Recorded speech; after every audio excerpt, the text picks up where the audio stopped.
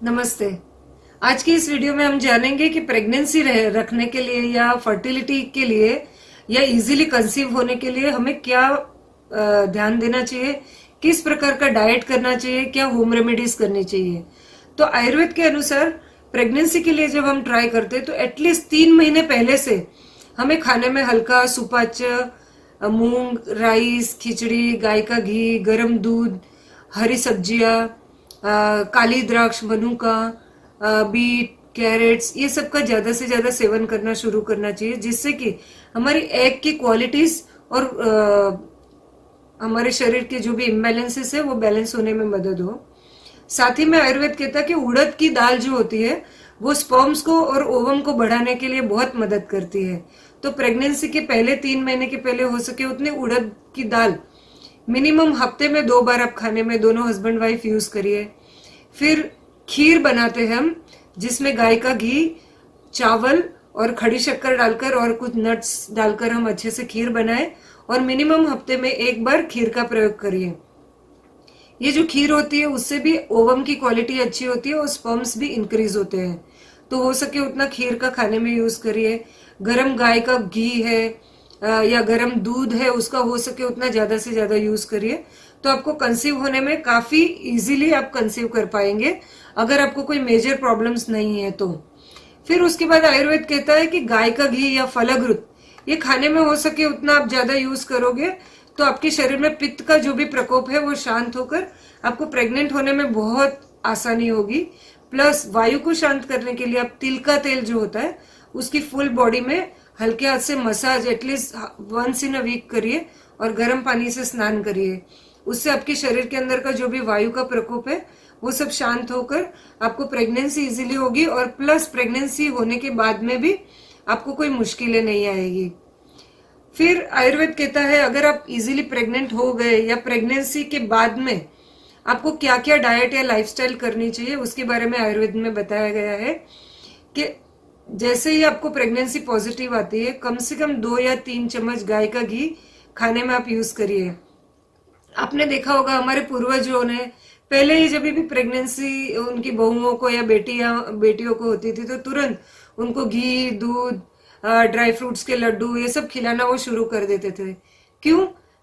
क्योंकि उसकी वजह से हमारे शरीर में पित्त कम होता है, शरीर में शक्ति आती है और बच्चा जो होता है वो हेल्दी पैदा होता है। पर आजकल हम लोग क्या देखते हैं कि घी, दूध, तेल ये सब कुछ बंद कर दिया जाता है प्रेगनेंसी में और इस वजह से सिजेरियंस ज्यादा होने लगते हैं, ड्राई लेबर ज्यादा होने लगते हैं। लेडीज लोग क्या काफी वीक हो जाती है, उनका हीमोग्लोबिन कम हो जाता है, आयरन कम हो जाता है, उनको कितनी सारी सप्लीमेंट्स देनी पड़ती है क्योंकि खाने में हम वैसे पोषक तत्व यूज नहीं करते हैं। तो आयुर्वेद के अनुसार गाय का घी खाने में यूज करिए 3-4 चम्मच एवरीडे। गरम दूध 1 कप, कम से कम 1 ग्लास या 1 कप गरम दूध आप एवरीडे पीजिए। फिर ड्राई फ्रूट्स जैसे कि आलमंड है, वॉलनट है, एप्रिकॉट्स है, अंजीर है, ये सबको भिगाकर उसका पानी फेंक कर उसका सेवन करिए, जिससे कि आपके शरीर में ताकत काफी अच्छी बनी रहेगी।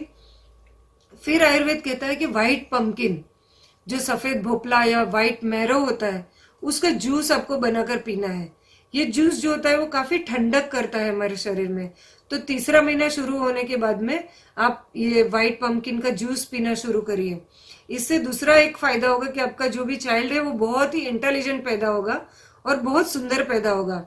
आप बिलीव नहीं करोगे, मेरे पास इतने सारे बच्चे मतलब इनफर्टिलिटी केसेस में होते हैं, जैसे हर हफ्ते में 2 या 3 बच्चे होते हैं। उनका पोस्ट मैं करती हूँ फेसबुक पे, व्हाट्सएप पे, सब जगह पर। इतने सारे हैं कि अभी तो मैंने एल्बम या रिकॉर्ड रखना भी छोड़ दिया है।